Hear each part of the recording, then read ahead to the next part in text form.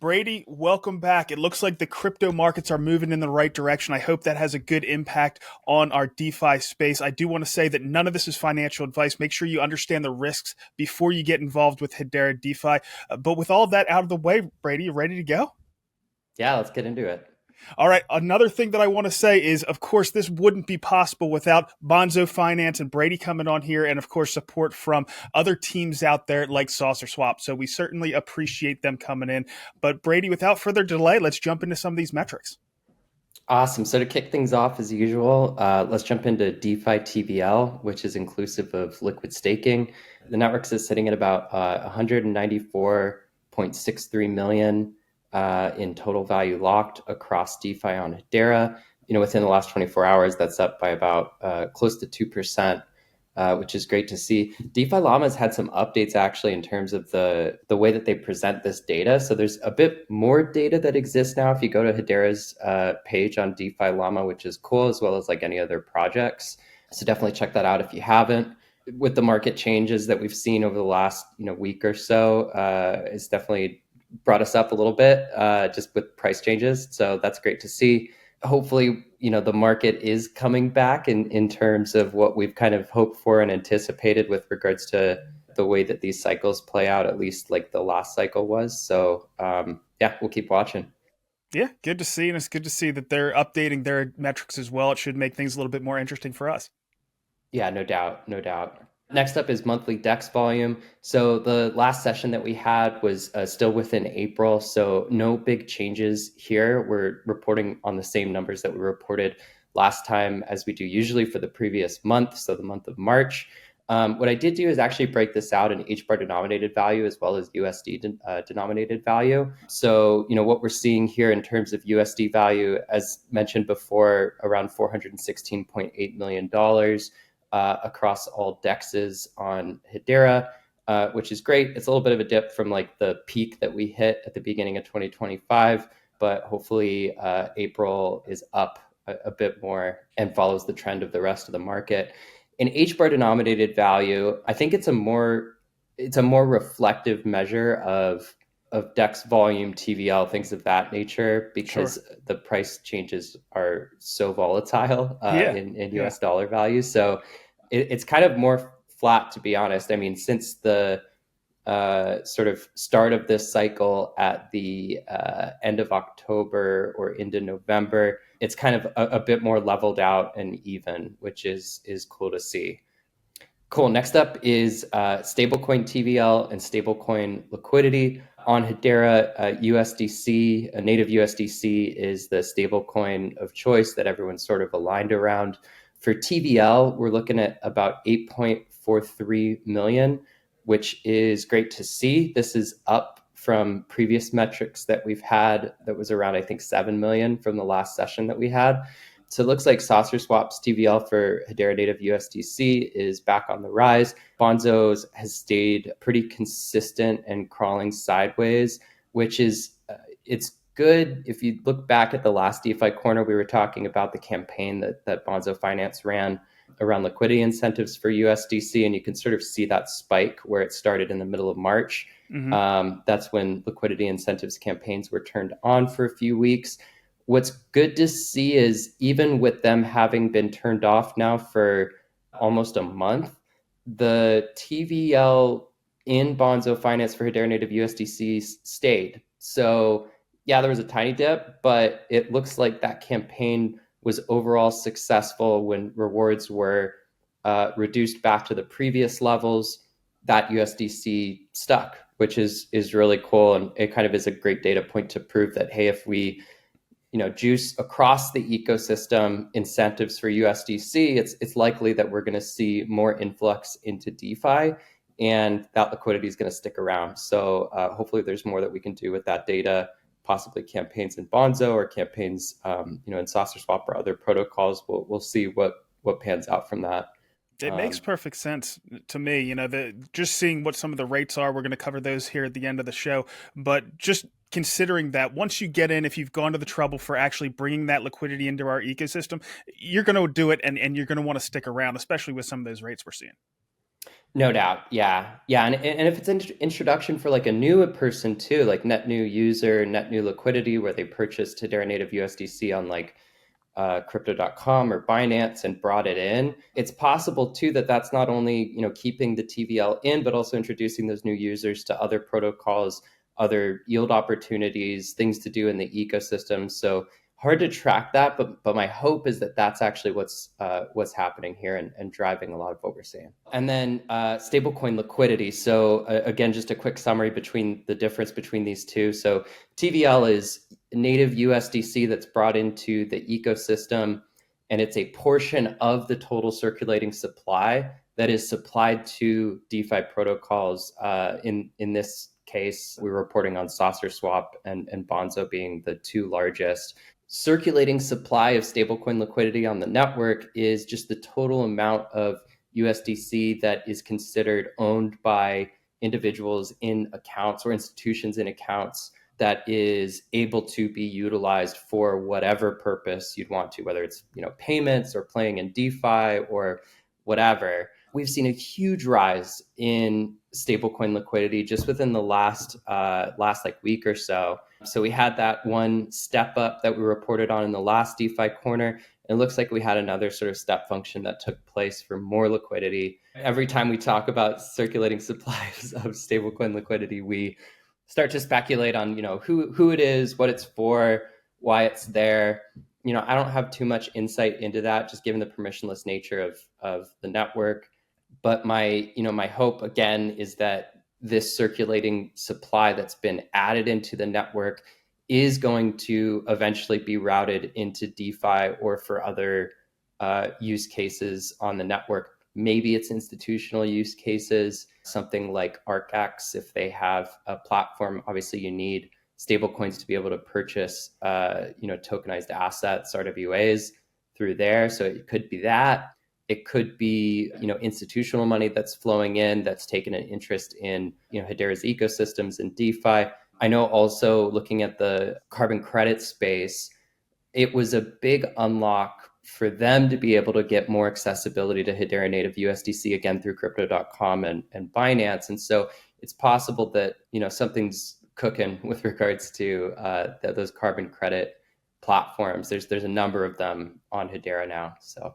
And of course, Brady, it could be a mix. I know one of the suggestions you had, and this was a while ago, was that some of the organizations should hold some of their balance sheet in USDC. So we could be seeing some of that as well. Just to let everybody know what the total progression here has been. I know early last year, we were down around 5 million in total USDC on Hedera. That jumped up in the fall to around 9 million. Then we had a significant spike, one that came back down, but we saw a significant spike into the 30s. And then last time we reported, it was around 83 or 84 million. And then just over the past week, as you mentioned, we've jumped up to 114 million. So we're looking really good there. Like Rob always says, all stablecoins are not created the same. This unlocks amazing things once you get your hands on USDC. And of course, there's a lot of businesses that are going to be able to use this and now use the on-ramps and off-ramps in Binance and crypto.com. And of course, our degens as well. That's one of the things that helps me sleep better recently, is because I know I can get in and out of our DeFi ecosystem a lot more easily. But it's going to be useful for our businesses as well. Yeah, fully agreed. And I like your point on treasury management too. With the unlock of Binance and crypto.com, it does make it accessible now for larger organizations that are supporting the ecosystem to be able to hold, operational treasury that would maybe otherwise be in USDC on Ethereum or just in cash with a bank, to be holding it, on Hedera, which obviously is beneficial in terms of this metric. And then there's actually things that they can operate with it. So that's cool to see. Final section here is staking for liquid staking with HBAR and native staking on the Hedera network. Not too much change as usual. There was a tiny dip in liquid staking APY by a few points of a percentage. So 5.47. That typically happens when more people are staking HBAR. So I guess the insight here is that as more people stake HBAR for HBAR and earn yield, that percentage goes down. So it's likely folks are maybe taking HBAR off of centralized exchanges and staking a bit more. Yeah, and the native staking APY is still sitting as usual at a lower percentage point right now. Well, I do have an update on that as well. So I was on the Paul Barron network just a few days ago, and I think we got an extra 500 or so subscribers to this channel from doing that. So we appreciate Paul having me on. I had no clue what the questions were going to be. He sent them to me just a little bit before the actual podcast. I would have actually liked to address a few other things in the space, but one of the things that he brought up was staking. He holds these seminars on how to invest in crypto and some high net worth individuals, and they love the fact that there are those native staking rewards. Of course, we want to push them out the risk curve. We want to get them involved with our DeFi space where there's tremendous opportunities. But it is one thing that they do like are those native staking yields. And he did say that he's planning on having Charles Adkins on just next week. So hopefully he can put a little pressure on Charles to get a little bit higher native staking rewards. Awesome. Yeah, that would be great to see. And I have been seeing a lot of posts on X actually talking about native staking rewards for Solana, Avalanche, Cardano, and it does make a big difference. I think having those rewards be comparable to these other networks, given the position that Hedera's in and like the competitive environment. So yeah, cool to hear that Charles is going to be joining that as well. Agreed. And the other thing that I mentioned to Paul was if there are other views, reasons why we wouldn't have higher staking rewards, I'd like to debate those. I'd like to get those out in public if there's any reasons for that. So if there are solutions out there, we can find those solutions and hopefully implement them. Yeah, I have sort of conflicting views on it that may be controversial. One of them is I actually selfishly, with regards to Bonso Finance, liquid staking tokens, when you look at any other lending protocol across other networks, that's actually the highest collateralized asset is liquid staking tokens because it carries an inherent yield. And so what users typically, the lens in which they view this through is, okay, if I were to use an asset as collateral, it's in my best interest financially to use collateral that inherently has an APY because it's always increasing in price, which it does reduce the risk of liquidation if if you have that mechanism in place. And then the other thing too is like with liquid staking and HBAR,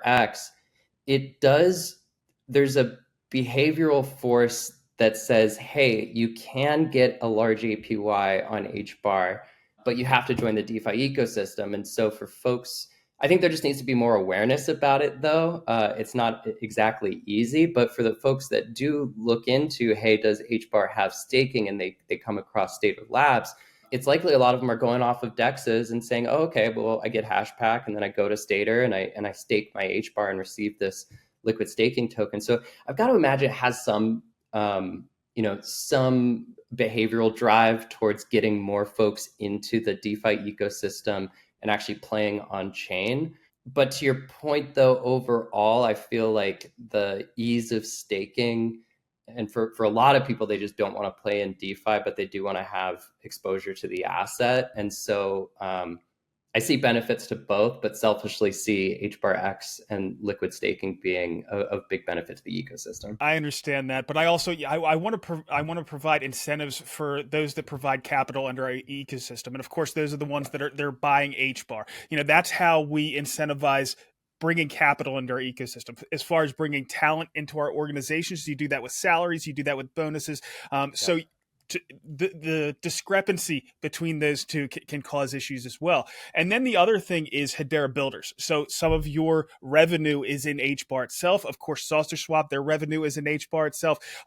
Earthlings, if they're selling NFTs for their gaming metaverse or some of their sidekick games, their revenue is in HBAR. And the more successful they are, if there is a significant native staking reward, the more benefit they get. So then you have that ground up capitalist influence on these teams that are successful and are able to acquire more HBAR through their business. Totally agreed. That's a great point.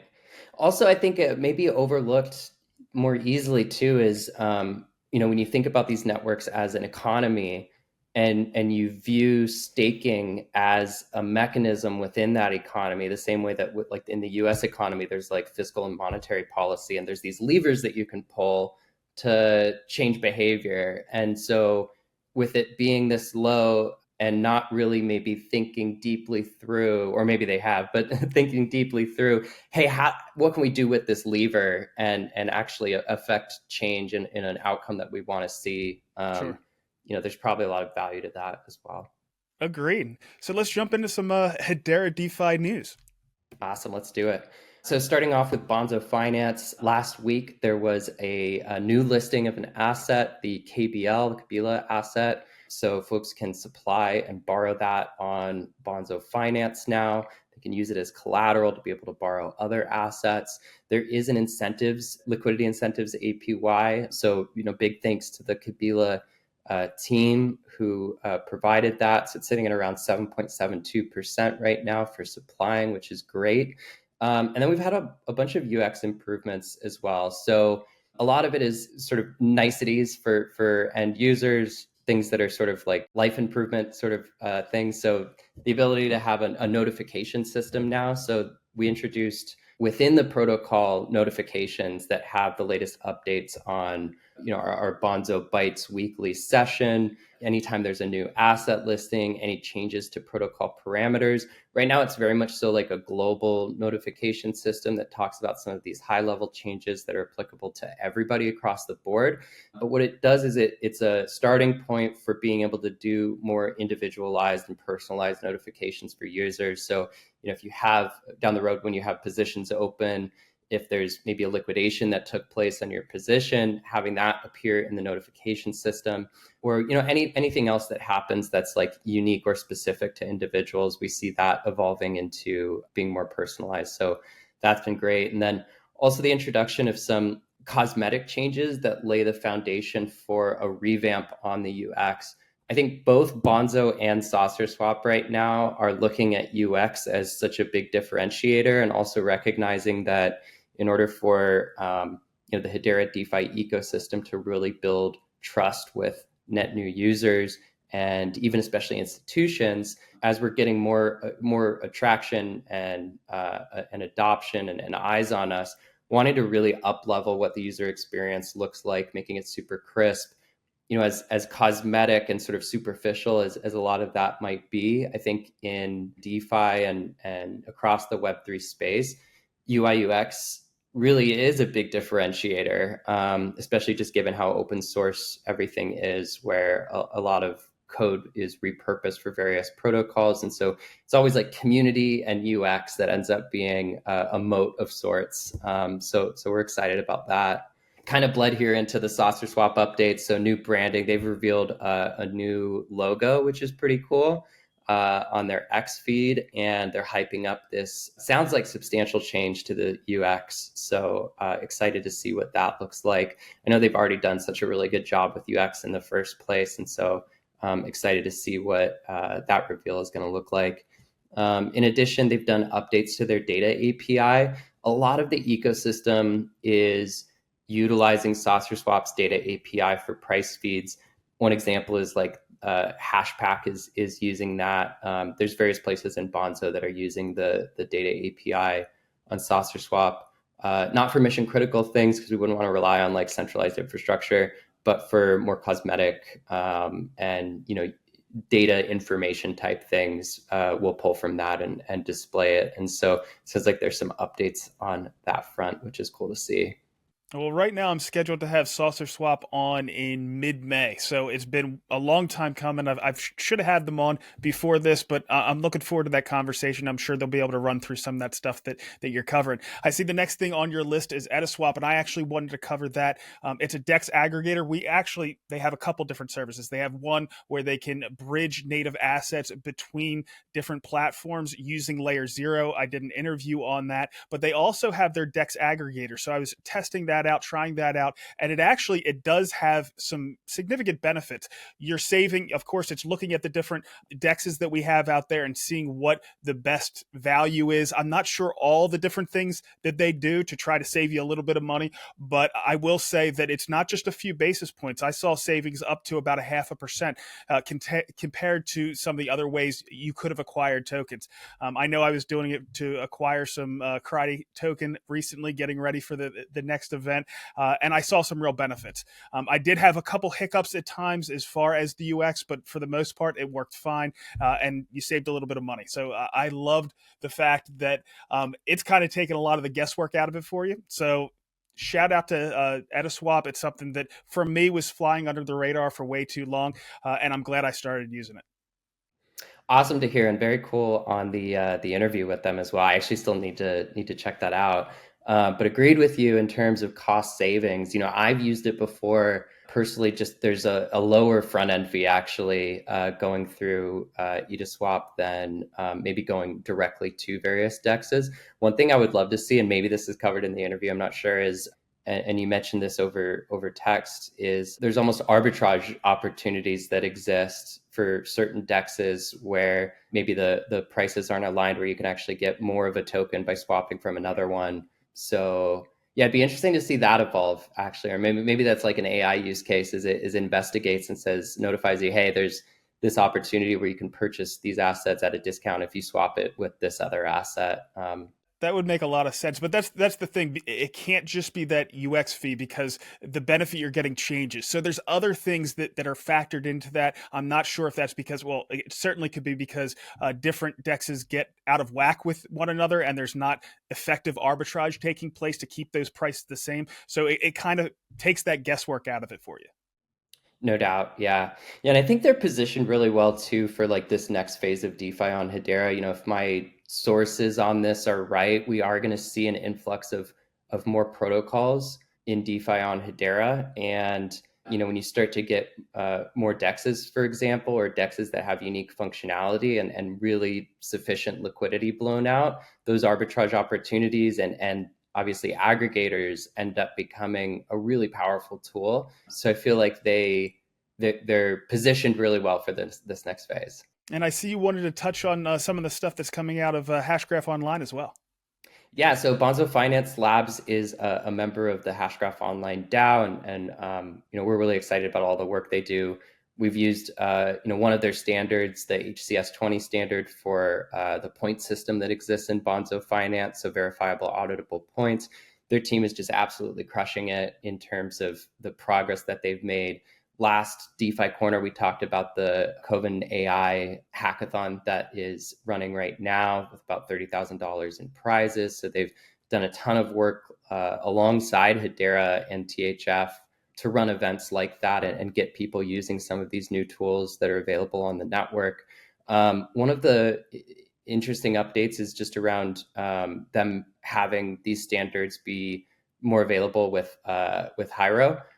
Which is really cool to see. So the Linux Foundation project that basically operates the Hedera code base, I think it just legitimizes everything, in such a great way. And they're doing some amazing work to really like productize some of the things that the Hedera consensus service offers, which I'd argue is one of the biggest differentiators of Hedera. But it's just, there's so many things you can do with that when you have to create standards for it and sort of use cases and things for developers to build. And so I'm a big fan of them standardizing some of these things and making that available, and just excited to see what developers end up building with it.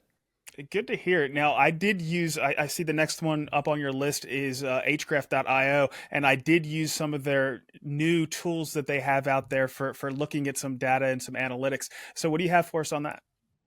Yeah, so for Hgraphio, also really excited about all the work that they're doing. Their team is awesome. Brandon and Tyler and HBAR Gremlin is on their team now as well, which is great to see. So they have a newly released ecosystem and DeFi analytics stats page called HederaStats.com. I've been anticipating this. I know from the days that I was working at Hedera and chatting with Hgraphio, this is something that has kind of been in the works for a while to be able to showcase some of these analytics that you otherwise wouldn't get anywhere else. The one analytics piece that I'm really excited about is obviously the DeFi related things, but also active ecosystem accounts. When you look at the accounts metric for Hedera, we are up and to the right. There have been a significant number of accounts that have been created, especially in the last couple months. But it's really hard to tell what are the implications of the creation of an account. Does that actually mean new users in the DeFi ecosystem? Are they empty accounts that are preparing for the onboarding of users in a more maybe centralized-ish app like Galaxy or like Karate Combat in a way? Like what's sort of the behavior behind that? And so active ecosystem accounts as a metric really showcases like, hey, this is the like real activity that's happening in the ecosystem. Accounts that have maybe at least one HTS asset in it. They've made a transaction against a smart contract. It's indicative of, hey, this is actually a user that's using a wallet and playing in DeFi or the NFT marketplaces or things that are happening on chain. And so I think that's a great stat to be able to point to and watch closely. Yeah, we'll certainly keep an eye on it in the future. I know that there's a lot of entities out there that will pre-create accounts because they know they're going to need them in the future. Karate Combat did a lot of that, and of course, they have well over 100,000 users for some of these up-only gaming events. So pretty impressive there. So I think looking at those active accounts certainly makes sense. I'd like to go over some of these yield opportunities that we have in the DeFi space as well. So on SaucerSwap, we're going to focus on SaucerSwap because, of course, it's our biggest DEX. And they have two versions. They have version 1, which gives you the full span of providing liquidity, and then version 2, which is much more specific and pointed, but you also get higher rates. So for version 1 on HBAR USDC, you're getting 34%. HBAR Sauce, you're getting 26%. HBAR Dovu, 18%, and HBAR Pack, you're getting 22%. HBAR Wrapped ETH is also at 24%. So pretty significant yields there. Version 2, you might have like, if you're supplying liquidity for USDC and HBAR, we'll say, you might do it just for 5% below the market to 10% above the market. And if it goes out of those ranges, you're going to end up with all USDC or all HBAR. But while you're in that range, you're going to get a lot higher yields. So for some examples, HBAR USDC right now is at 107%. HBAR Sauce is at 34%. HBAR X is at 6% compared to version 1, which is a fraction of a percent. And then HBAR Pack is at 92%. So those are for providing liquidity. You have to provide both sides of that pair. If you don't want to have to worry about impermanent loss, your company, Bonso, lending through that is certainly a good way to go. And right now, HBAR adding the nominal rate, and then you also have a bonus, and I'm going to be adding both of those for the upcoming yields. You're going to get 6.15% for HBAR. USDC, you're going to get 15.34%, and that's about 4 times what you're going to get on just holding your USDC on something like Coinbase. Karate, you're going to get 3.05%. That's maxed out, so you can't borrow anything from that right now. Now, those are two different things, lending and getting a yield for that compared to borrowing. But I do want to get into those maxed out ones that we're seeing. Steam is the same way. It's maxed out. You can't borrow any from that right now, but you can supply, and you'll get 2.5%. Dovu, you'll get 2.76%. That's maxed as well. And then Grelf is maxed as well. And if you're supplying liquidity, it's 8.11%. So some good yields there. But Brady, I want to touch on real quick again why they would max out. And it's pretty much because there's good opportunities elsewhere. So there's a lot of people that are trying to borrow it. We have the Karate Combat event that's coming up that you can get anywhere from like 1 to 2.5% just for each one of those events. So I can see why that one would be maxed out. We have Steam. They have their banking, which is fairly high. So that's why they're getting a borrow. But that's generally it, right? They're seeing the potential elsewhere, either providing liquidity or other opportunities. And that's why those max borrowing limits are being hit, right? Yeah, that's right. So what we typically see is for lending, and this is like lending protocols across the Web3 space, is there's kind of 2 buckets in which reasons why folks might want to borrow. And the first one is, they're holding some crypto asset and they don't want to sell that, but they want access to the value underlying it. And they want to be able to use that value for things that are more maybe real world. So being able to, for example, borrow a stable coin, bring that to a centralized exchange, send it to their bank, and then be able to use that cash for whatever financial sort of purposes that they want. And that's sort of more of almost like a traditional finance use case in a way. And then there's this other sort of bucket that exists where folks are looking at it through the lens of what exists across the entire span of the DeFi ecosystem in terms of DeFi yield opportunities. And, each token has its own utility. You mentioned karate, being able to use the karate token for betting on no lose bets for fighters and earning, in one swoop, potentially up to 2.5% for an event.